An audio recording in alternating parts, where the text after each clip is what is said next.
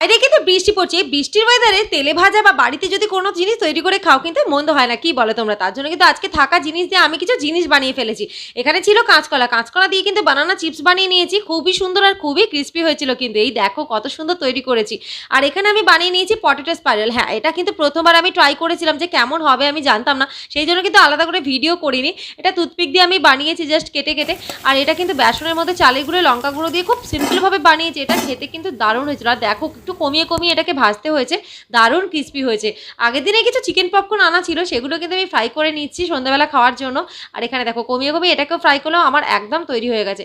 বাড়িতে বানানো জিনিসের কিন্তু একটা আলাদাই আনন্দ। তোমরা যারা বানিয়ে খাও তারা তো অবশ্যই জানবে। এই দেখো আমার ৩ টে জিনিস কিন্তু একদম রেডি হয়ে গেছে। পপকর্নটা খেতে কিন্তু যেন আরো বেশি ভালো লাগছিল।